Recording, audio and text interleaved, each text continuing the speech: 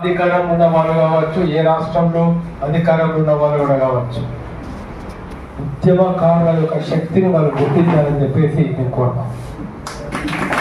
ఉద్యమకారుల శక్తిని గుర్తించాలి అంటే పిల్లలు కళ్ళు మూసుకొని పాలు తాగితే లోకంలో ఎవరినైనా చూడడం లేదు అనుకోవడం అనేది కరెక్ట్ కాదు. ఇంకోటి ఎవడన్నా కానీ నేను కూర్చున్న కుర్చీ పర్మనెంట్ కుర్చీ దీనికే మేము అతుక్కొని పోయి ఉంటాం, నేను ఎవరు కదిలించలేడు అంటే అది కూడా సరైనటువంటి పద్ధతి కాదు. అది కూడా గుర్తుపెట్టుకోవాలి. ఏమైంది నేపాల్లో, ఏమైంది బంగ్లాదేశ్లో, ఏమైంది శ్రీలంకలో, ఇవాళ ట్రంప్ బస్ ఎగురుతున్నాడు కరెక్టే. అక్కడ యూత్ కనుక జంజీ ఉద్యమం తీసుకొస్తే ట్రంప్ కూడా 3 నెలలు దిగిపోవాల్సి వస్తుంది. ట్రంప్ అసలు కూడా దిగిపోవాల్సిన పరిస్థితి ఏర్పడుతుంది, రావచ్చు పరిస్థితి. చంపితే అమాయకుల్ని చంపితే 100 కొద్ది మంది పిల్లల్ని చంపితే ఆ పాపం ఊరికే పోదు. దానికి ఎవడమే కాదు, అది నితాహునైనా ఇజ్రాయెల్ వాడైనా ఏ దేశం వాడైనా ఏ దేశమైనా దానికి శిక్ష అనుభవించాలి. తెలంగాణ ఉద్యమం మనం ఎన్ని త్యాగాలు చేసి ఎన్ని కష్టాలు పడి ఎంతమంది చేరిపోయి ఎంతమంది దెబ్బలు తింటే ఇవన్నీ 2014 తెలంగాణ వచ్చింది. ఎవడో ఒక్కడి వల్ల వచ్చింది కాదు, ప్రతి ఒక్కటి గుర్తుపెట్టుకోవాలి. ఎవడో ఒక్కడి వల్ల నా వల్ల వచ్చింది అనేటువంటి ఒక కరెక్ట్ కాదు. ఇంతమంది అమాయకమైన పిల్లలు ఉద్యమం చేస్తే, తప్పంట వర్గాల వాళ్ళు ప్రయత్నం చేస్తే లక్షలాది మంది ఇవాళ ఏదో మనం కార్యక్రమాల్లో మనం పాల్గొంటే కదా ఈ కార్యక్రమాలు విజయవంతమైంది. మన తెలంగాణ వచ్చింది, చాలా సంతోషపడ్డాను. తెలంగాణ రావడానికి కారణం ఎవరు? తెలంగాణ ఉద్యమానికి నాయకత్వం వచ్చింది ఎవరు? ఊరూరికి తిరిగి పాటలు పాడింది ఎవరు?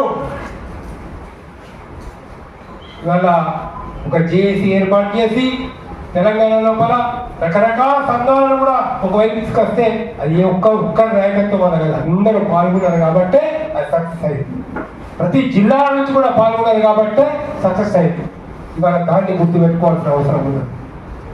కానీ ఇవాళ ఏంటంటే నది దాటిన వరకు ఓడమల్లయ్య, నది దాటిన తర్వాత ఓడమల్లయ్య అనేటువంటి పద్ధతి అక్కడ జరిగింది, ఇక్కడ జరుగుతుంది. అంటే ఎట్లా అనిపిస్తుంటే శవాల మీద పైసలు ఎరుకుంటూ పెట్టలేమో వీళ్ళకంటే అనిపిస్తుంది నాకు.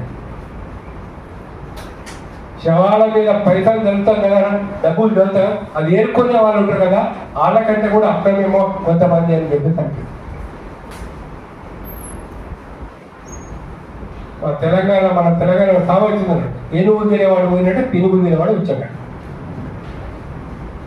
ఎట్లా ఉంది పరిస్థితి అని అంటే ఎక్కువ నేను మాట్లాడకూడదు, కరెక్ట్ కాదు. కానీ నేను చెప్పదలుచుకున్నది ఒకటే ఒక విషయం కాదు. ఏ పొరపాట్లు చేసి అధికారంలోకి వచ్చిన వాళ్ళు పోయినారో ఇప్పుడు అధికారం ఉన్న వాళ్ళు చేసిన పొరపాట్లను గుర్తుపెట్టుకోవాలి. ఏం చేశాడు కేసు ఎవరైనా కావచ్చు, అప్పుడున్నవాడు ఉద్యమకారులు గుర్తించలేదు, ఉద్యమకారులకు తగిన గౌరవం ఇవ్వలేదు, ఉద్యమాలు చేసిన వాళ్ళ మీద కేసులు పెట్టావు, జిహెచ్ఎంసీ వర్కర్స్ మీద కేసులు పెట్టారు, ఆర్టీసీ వాళ్ళు ఉద్యోగులకే తీసేస్తున్నారు, కేసులు పెట్టారు, ప్రజా ఉద్యమాలు అచ్చేయాలని చెప్పి చూసినారు. బల్లన సాగర్ ప్రాజెక్టులో రైతులకు గొడవ జరిగింది, కాళేశ్వరం ప్రాజెక్టులో అవినీతి జరిగిందనే ఆరోపణలు వచ్చినాయి. ఏ పొరపాట్లు చేయడం వల్ల ఆ రోజు మేమందరం కూడా అప్పుడున్నటువంటి ప్రభుత్వాన్ని తీసేయాలని చెప్పి ప్రయత్నం చేస్తామో అది మీరు గుర్తుపెట్టుకోవాలి.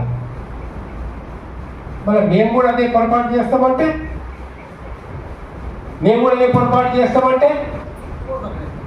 అక్కడ కూడా అక్క చెప్పినాడు. ఏది వాహన నేను వెంటనే రిటైర్మెంట్ అయిపోగానే 2015లో రిటైర్మెంట్ అయిన తర్వాత చెప్తున్నాను, రైతుల ఆత్మహత్యలు జరుగుతూ ఉంటే 2-3 రైతుల కుటుంబాల దగ్గర వెళ్ళిపోతే చాలా బాధ కలిగినారు. రైతులు ఆత్మహత్య చేసుకోవడం ఏంటిది, కౌలుదారులు ఆత్మహత్యలు చేసుకోవడం ఏంటిది, పరిస్థితి ఇట్లా ఉంది అని ఒక మెమోరాండం రాసుకొని పోయి నేను ఒక హైకోర్టు జడ్జిగా రిటైర్మెంట్ అయిన తర్వాత అపాయింట్మెంట్ అడిగాను అప్పుడున్నటువంటి ముఖ్యమంత్రి గారిని. ఏం సమస్య సార్? రైతుల ఆత్మహత్యలు కూర్చోవాలి, రేపు రండి, ఎల్లుండి రండి, ఇంకో డేట్ ఇప్పుడు ఏదైతే చెప్తున్నాడు అదే ఏ టైంకి రమ్మటో చెప్పండి. లేదు సార్ లేడు, 4 సార్లు నేను ప్రయత్నం చేస్తే నాకు సరి అయినటువంటి అపాయింట్మెంట్ దొరకదు. అప్పుడు నేను అనుకున్నాను సార్, ఇది తెలంగాణ ఉద్యమకారులు ఎన్నుకున్న ప్రభుత్వం అయితే నాకు కనబడతలేదు, ఉద్యమాల నుంచి వచ్చినటువంటి వాళ్ళు నడిపే ప్రభుత్వంగా మాకు కనబడతలేదు. ఇప్పుడు దీని మీద మనం ఏదో ఒకటి ఆలోచించాలా అని చెప్పేసి భయపడుతుంది. అన్ని అనుభవాలన్నీ చూసిన తర్వాత మేమేం చేసినామంటే అందులో ఒక జాగో తెలంగాణ అనేది ఒక స్టార్ట్ చేసాం. జాగో తెలంగాణ TSDF అనేది ఇంకో ఆర్గనైజేషన్ చేసినాం. సోషల్ డెమోక్రటిక్ ఫోరం మహాకులు మురళి వాళ్ళు ఏర్పాటు చేసినాం. సెక్యులర్ డెమోక్రటిక్ ఫోరం ఒకటి ఏర్పాటు చేసినాం. రైతుల సమన్వయ కమిటీ ఒకటి ఏర్పాటు చేసినాం. అన్నిటి కార్యక్రమం ఒకటి, ప్రజా సమస్యని ప్రభుత్వం తీసుకొని పోవాలా, ప్రజా సమస్యని ఏ ప్రభుత్వం అయితే చేస్తలేదో వాళ్ళని గద్దె తీర్చాలి. అది మేము అనుకోని వాళ్ళ మన 3 సంవత్సరాల కింద 2 సంవత్సరాల కింద అసెంబ్లీ ఎలక్షన్ జరగకంటే మొదలు 3 ఏళ్ళ నుంచి 4 ఏళ్ళ నుంచి దాదాపు 78 కాన్స్టిట్యూన్సీలు జరిగి ప్రతి చోట కూడా వర్క్ చేసి అందరికీ తెలుసు, రామగిరి ప్రకాష్ కూడా తెలుసు, మిగతా వాళ్ళకి తెలుసు, చాలా మందికి తెలుసు. అక్కడ ఎన్ని రకాల ప్రయత్నాలు చేసి ఇప్పుడు ఉద్యమకారులకు సంబంధించిన వాళ్ళందరినీ పిలిచి మాట్లాడాం, నిరుద్యోగులను పిలిచి మాట్లాడినాం, యూనివర్సిటీ టీచర్స్ లెక్చరర్స్ని పిలిచి మాట్లాడినాం, రైతు సంఘాల వాళ్ళని పిలిచి మాట్లాడినాం, ఆదివాసీ సంఘాలను పిలిచి మాట్లాడినాం, కొన్ని దళిత సంఘాల గురించి మాట్లాడినాం, విద్యార్థి సంఘాలను సమన్వయం చేసే ప్రయత్నం చేసినాం. ఇప్పుడు ఈ ప్రభుత్వాన్ని ఓడగొట్టాలా మనం? అదే టైంలో మతోన్మాద శక్తులు కూడా తీసుకొని రావద్దు దానిలో. సో ఆల్టర్నేట్గా ఈ కేసీఆర్ కాంగ్రెస్ ప్రభుత్వం గెలుపుకు అన్ని రకాల కృషి చేయడం జరిగింది. మాకేదో వస్తుందని కాదు, మాకేదో కావాలని కాదు దానిలో, కానీ అప్పుడు అనుకున్నాం సాధించాలని చెప్పి అనుకున్నాం, అది సాధించడం జరిగింది. తర్వాత మేమేమనుకున్నాం, ఏ పొరపాట్లు అయితే ఈయన చేసినాడో ఆ పొరపాట్లు ఇప్పుడు వచ్చినటువంటి వాళ్ళు చేయకూడదు.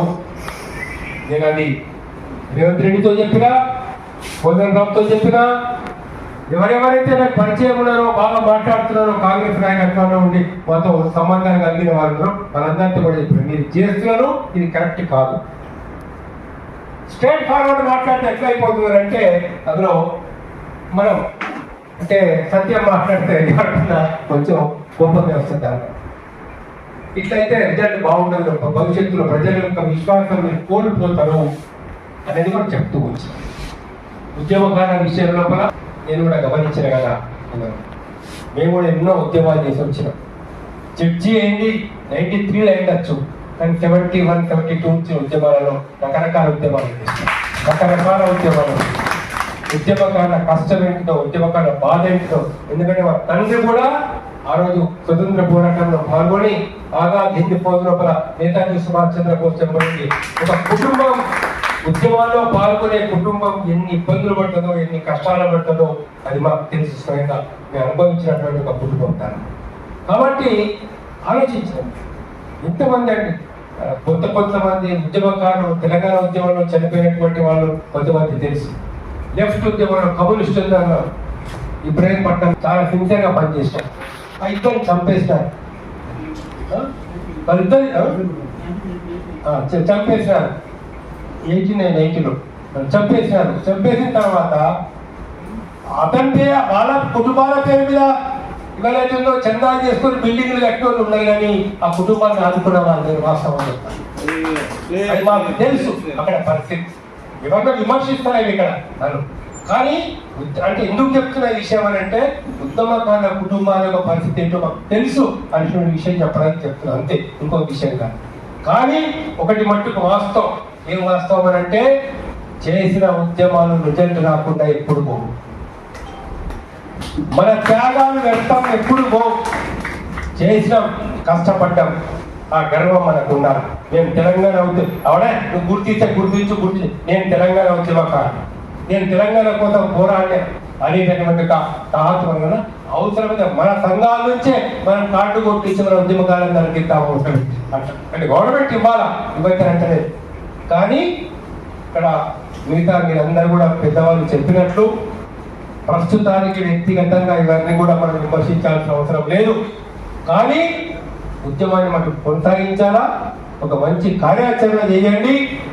వీలైనంత వరకు శాంతియుతమైన పద్ధతుల్లో మహాత్మా గాంధీ చెప్పినటువంటి పద్ధతి లోపల మనం శాంతియుతమైన పోరాటాలు చేసేటటువంటి పద్ధతిని కొనసాగించండి. అది గాంధీ భవన్ ముందు నిరసన ప్రదర్శన కావచ్చు, లేదా సీఎం ఇంటి ముందు నిరసన ప్రదర్శన కావచ్చు, లేదా నిరాహార దీక్ష క్యాంపులు కావచ్చు, లేదా ఢిల్లీలకు వెళ్ళి సోనియమ్మని కలిసేటువంటి కార్యక్రమం కావచ్చు, రాహుల్ గాంధీ గారిని కలిసే కార్యక్రమం కావచ్చు, ఏదైనా కానీ ఒకటి మంచిగా నిర్ణయం చేయండి. ఆ నిర్ణయంలో అందరూ పాల్గొనేటువంటి విధంగా ప్రయత్నం చేయండి. ఇంకొక విషయం కూడా చాలా స్పష్టంగా చెప్తున్నారు, ఒకరు రావచ్చు ఒకరు రాకపోవచ్చు, దాని లోపల అంత మాత్రం చేత కూడా దాన్ని మనం ఏం పెద్దగా ఫీల్ కావాల్సిన అవసరం లేదు. ఎందుకంటే ఒకనొక టైం వచ్చినప్పుడు అన్ని వాగులు వచ్చి అన్ని కలిసి నదిలో కలవాల్సిందే, నది పోయి మన సముద్రంలో కలవాల్సిందే. దాంట్లో ఎటు పోదు. ఒక్కటి మట్టుకు వాస్తవం అయితే ఉందో, మనం త్యాగాలు చేసి మనం కష్టం చేసినందుకు, మనం బాధపడ్డందుకు, మనం ఇబ్బందులు పడుతున్నందుకు తప్పనిసరి ఫలితం మటుకు గ్యారెంటీగా వస్తుంది. దానిలో ఏం లేదు. మా నాన్న త్యాగం చేస్తాడు అనుకున్నాం, లేకుంటే మా అమ్మ కష్టపడ్డది అనుకున్నాం, మేము కూడా 10 ఏళ్ళు కష్టపడ్డాం, 20 ఏళ్ళు కష్టపడ్డాం అనుకున్నాం, ఏం దొరుకుతుంది అనుకున్నాము. కానీ భగవంతుడు మాకేది వాళ్ళకి ఇచ్చాడు, తప్పనిసరి ఇచ్చాడు. ఒకరోజు లేకపోతే ఒకరోజు ఆ సాటిస్ఫాక్షన్ మాకు ఉన్నది. దాని లోపల కనీసం పబ్లిక్ లేకపోతే ఈయన పబ్లిక్ కోసం ప్రజా సమస్యల మీద సిన్సియర్గా పనిచేసినట్టు ఎక్కువ పేరైతే వచ్చింది, చాలా అంతకంటే అవసరం కూడా మాకు లేదు దానిలో. కాబట్టి ఇవాళ నేను మీకు చెప్తున్నటువంటి విషయం ఏంటంటుందో, మనమేం పొరపాటు చేయలేదు. అదే ప్రజల్ని చీటింగ్ చేసినోడు తలకాయ వంచుకోవాలా, లంచాలు వేసి కోట్ల కోట్లు సంపాదించినోడు వాడు దేశద్రోహం. మనమేం తెలంగాణ ద్రోహం చేయలే, ఏ మనిషికి మనం ద్రోహం చేయలేదు. ఇవాళ ఏం జరిగింది ఇక్కడ ఒక్కొక్కరిని చెప్పాలంటే, ఆ భూతాలు ఎక్కడ భూములు పెట్టుకుంటే కదా 100 కొద్ది ఎకరాలు ఆక్రమించుకొని కూర్చున్నారు. భూములు కొంతమంది ఆక్రమించుకొని కూర్చున్నారు. దేవాదేశం ఆ భూములు కొంతమంది ఆక్రమించుకొని కూర్చున్నారు. ఒక్కటి ఎకరం కాదు, 2 ఎకరాలు కాదు, 1,000 ఎకరాల భూములు ఆక్రమించుకొని కూర్చున్నారు. భూదాని ఎక్కడ భూమి వచ్చినటువంటి భూములు ఇప్పుడే పట్ల వెళ్ళారు. 200 ఎకరాలు వేరే వాళ్ళ కబ్జాలో పనున్నాయి. కాబట్టి అవుతుందో మనం ప్రజల ఇష్యూ వచ్చినప్పుడు ప్రజల కోసం న్యాయపడి పోరాడదాం. మీరు తప్పనిసరి చెయ్యండి. మీ కార్యాచరణ ఎట్లా చేస్తారో ఆ కార్యాచరణ ఎంబడి నేను తప్పనిసరి మీతో పాటు ఉంటాను వాగ్దానం చేస్తాను. ఇప్పుడు మాకు 74 years వచ్చేసినాయి. 74 years వచ్చినా 76 years వచ్చినా చచ్చేంత వరకు న్యాయం కోసం, మంచి కోసం, ప్రజల కోసం పోరాడే దానిలో కూడా పాల్గొంటారని ముఖ్యంగా చంద్రకుమార్ సార్ గారికి కృతజ్ఞత అభినందనలు. కార్యక్రమం ఉందంటే అక్కడికి వెళ్ళాలి.